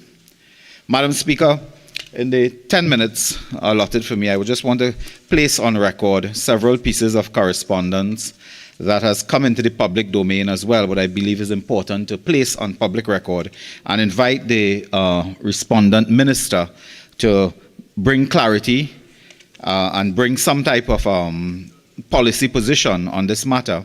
I'll quickly go through 3 or 4 documents I have in my possession. First, Madam Speaker, there is a document, Ministry of Education document, dated March 23, 2022, addressed to Mr. Noel Garcia, Chairman of the HDC. This letter is sent by Nyan Gatsby Dolly, the Minister of Education, the Honorable Minister and Member of the House. It says, Dear Chairman, non-objection to use approximately 1 hectare of unutilized land designated for institutional purposes at Todd Street, San Fernando. I refer to the subject. Further to your letter dated 8 March, so clearly the HDC did write the Minister of Education. On 8th of March, the Ministry of Education responded a few days after, 23rd of March, and the Minister is saying the Ministry of Education does not object to the use of the parcel of land on Todd Street, San Fernando by the HDC.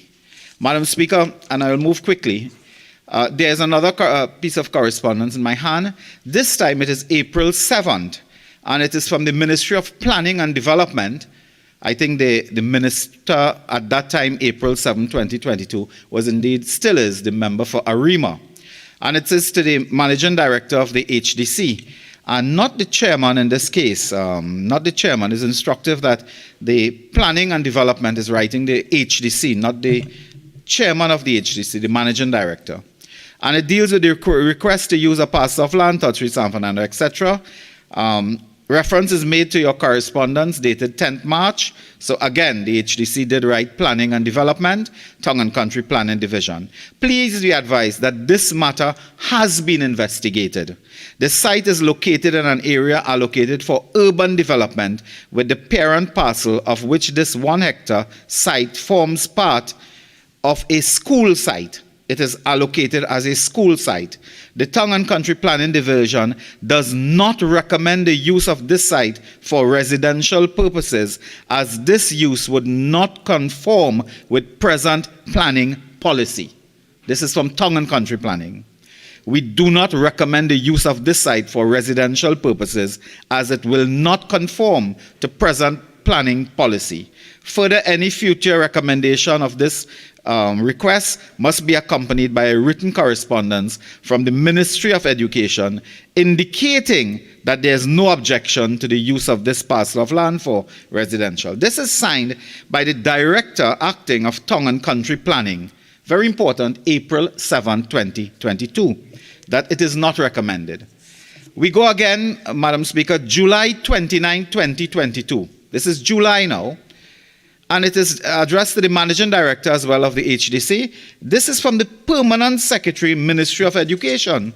So we had 1 letter from the Minister of Education, 23rd March 2022, and we have now from the Permanent Secretary, the administrative head of the Ministry of Education, the person who carries, I believe not, the minister is there for policy, the person who carries the legal mandate of managing the ministry its accounts, its business, and implementing policy. And this is what the permanent secretary says. Reference is made to a letter. It's the same letter from the HDC and so on. The Ministry of Education is committed to its focus on quality, access, and equity in education. Towards this endeavor, a site visit to the unutilized land designated for institutional purposes, located at Todd Street, San Fernando, substantiated the need to retain the lands for its intended purpose. This is July 29th. In this regard, retaining the lands will present the opportunity for more green spaces and facilitate the construction of replacement facilities and expansion of the academic and sporting curriculum for San Fernando West and San Fernando Central Government School, which are both more than 50 years old. In addition to this, the parcel of land is located in what can be termed a school zone. So there is utilization of the land by other schools in the area. Construction and development in the middle of both schools will add to noise pollution, traffic congestion, and will change the natural aesthetic of the area. In light of the foregoing and in recognition of the ministry's responsibility to ensure none of our nation's youth is left behind, the ministry, this is the Ministry of Education, is unable to accede to your request. Permanent secretary. Now what is happening here? Is the minister doing the job of the permanent secretary? How can the minister in 23rd March 2022 say, I am the minister, I have no objection? The permanent secretary, a couple of months later, after doing investigation, site visit, and so on, say, look, we can't support that. So the Ministry of Education is not supporting, Tongue and Country Planning is not supporting, and I want to jump quickly to a few days ago. It was Wednesday this week that the chairman of the Housing Development Corporation, one Mr. Noel Garcia, indicated to a parliamentary committee on public administration and appropriations, that parliamentary committee, in response to a question from Senator Wade Mark, he said, the Housing Development Corporation has not taken any decision to date to construct houses on 1 hectare of land on Todd Street, San Fernando. So the chairman is saying we have taken no decision on that. We have two conflicting letters from education, one by the permanent secretary, a few lines earlier from the minister, that requires clarification, of course. But what is interesting is that the chairman of the HDC is saying, we have taken no such decision. None. So we said effectively, don't make no big thing about that. We are just exploring and so on. But yet, in September 8, 2022, I have in my hand here a cabinet minute 1562, September 8, 2022, and a note from the Minister of Housing and Urban Development. It says, Cabinet agreed to the transfer of a parcel of state land comprising 1 hectare, Todd Street, San Fernando, identified and thing, to facilitate the development of multi-family housing with 3 apartment buildings. I won't read in detail because that would take too much time. So, Madam Speaker, here we are.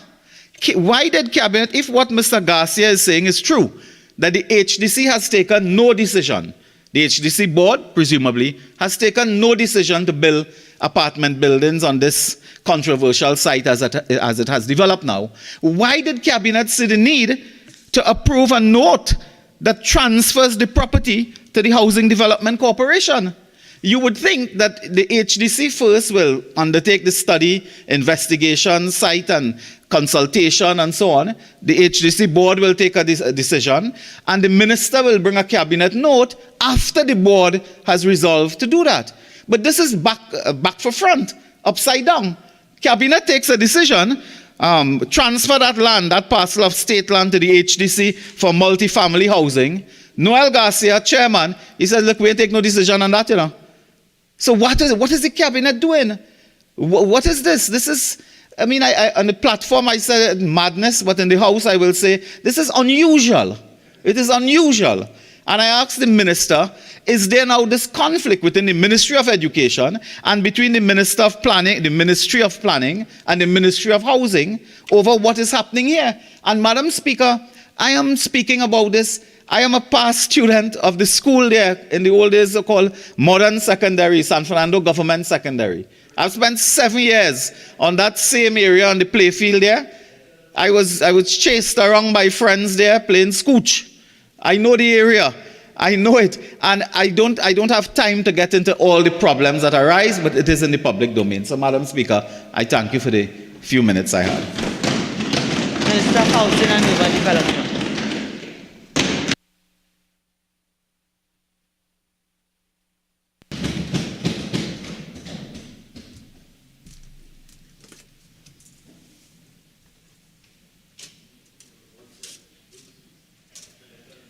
Thank you very much, Madam Speaker.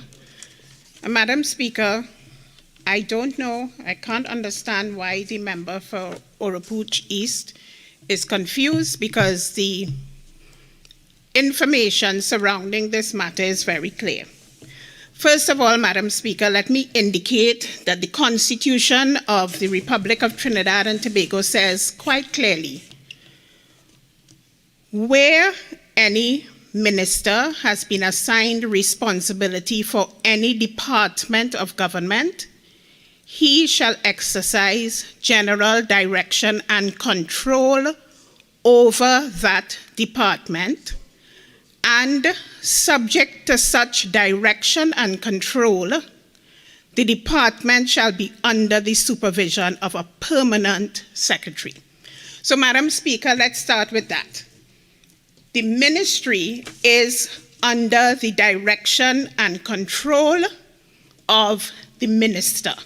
So clearly, if the minister indicates that the parcel of land, that there is no objection to the use of the parcel of land, that is the general direction and control of the minister being exercised. There's nothing strange about that, Madam Speaker. Madam Speaker. You're talking? Jesus Lord, man. No. Member, let's leave Jesus Lord out of here. Continue. Thank you, ma'am. Madam Speaker, I noticed that the member for Oropouche East is very selective in the information that he's giving the Parliament. Madam Speaker, on March 10th, the Managing Director of the HDC wrote to the Director, Town and Country Planning, and asked the following, and I quote, "In fulfillment of the government's housing mandate, the HDC has engaged in an exercise to identify available and suitable lands throughout Trinidad, and in particular within the urban areas in which there is highest demand for housing. In so doing, the HDC has searched the greater San Fernando area to find available and suitable lands that can be acquired to satisfy the recorded demand of the 20,524 housing applicants who identified San Fernando as their preferred location." The letter goes on to say that this exercise was concluded with limited success. However, the HDC was able to identify a suitable and unutilized parcel of land comprising 1 hectare located off Todd Road. It's Todd Street, but I'm quoting. It says Todd Road, San Fernando.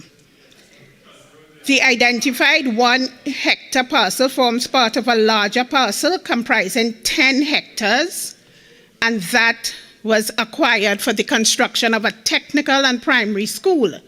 The identified 1 hectare parcel is located, and the location is stated, and in particular, the location says, at present, 2 schools are located on the larger parcel of land. However, the identified 1 hectare parcel remains vacant, possibly because of its sloping topography and its separation by a natural watercourse from the remainder of the larger parcel.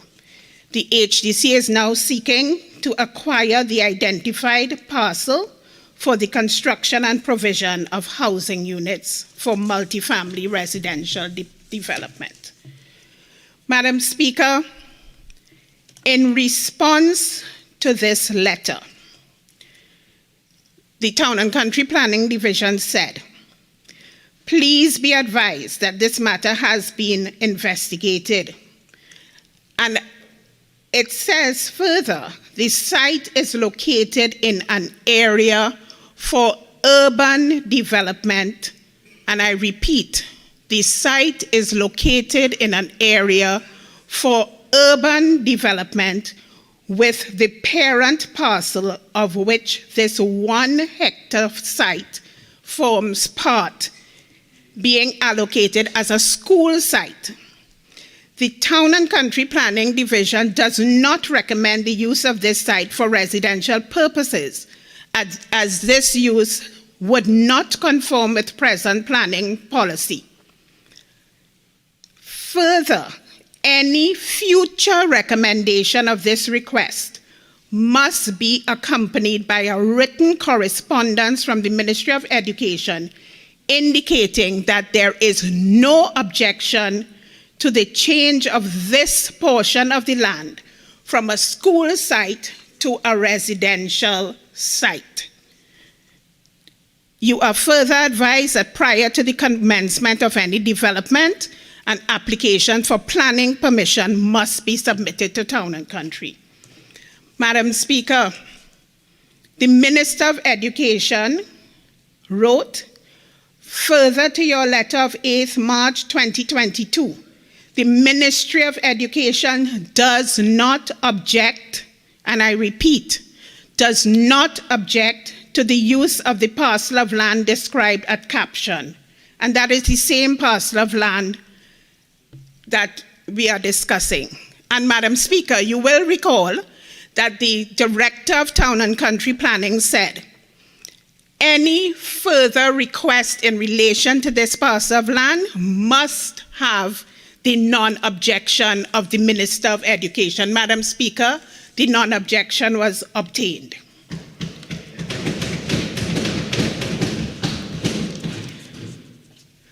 Madam Speaker, there is a letter from the Permanent Secretary indicating that the land could be used for further development of housing. But the HDC had already obtained the non-objection from the Minister of Education. Madam Speaker, subsequent to that, on the 6th of October 2022, the HDC wrote to the Minister of Education, and I quote, in order to finalize the vesting of the Todd Street site in the Trinidad and Tobago Housing Development Corporation, a cadastral survey has to be prepared for the site. Additionally, to proceed with further pre-planning activities, a geotechnical survey has to be conducted. And in order for this survey to be conducted, the HDC requires the ability to go onto the land, and the Ministry of Education allowed the HDC by letter to go onto the land for this geotechnical survey. Madam Speaker, the chairman of the HDC was quite correct when he said that we are following a process. We are going through a process. We have done what the Town and Country asked. When we made the initial inquiry, we got the non-objection. We also received permission to go onto the land to do geotechnical survey. And Madam Speaker, on May 6th, we have presented to Town and Country an application for outline planning approval. Madam Speaker, we have done everything that is required. So really, this is a storm in a teacup. The members on the other side, in particular the member for Oropouche East, is trying to create something that does not exist. We are going through the proper procedure. We are not doing what those on the other side did when they wanted to occupy the Eddie Hart ground and build a sporting complex on an aquifer and not talk to anybody.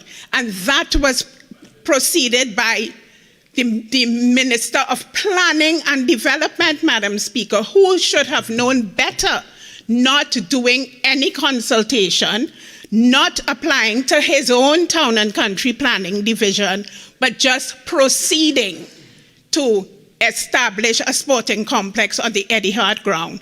And the people in the Trin-City area and in the other areas surrounding Eddie Hart ground had to protest, had to go to court, had to do several things to get the members of that government to stop that project. Madam Speaker, we are proceeding in accordance with the law. Member, your time is now spent. Thank you, Madam Speaker.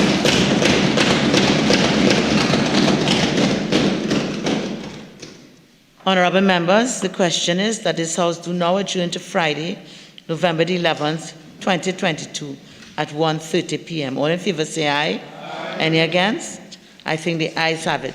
This House now stands adjourned to Friday, November the 11th, 2022 at 1:30 p.m.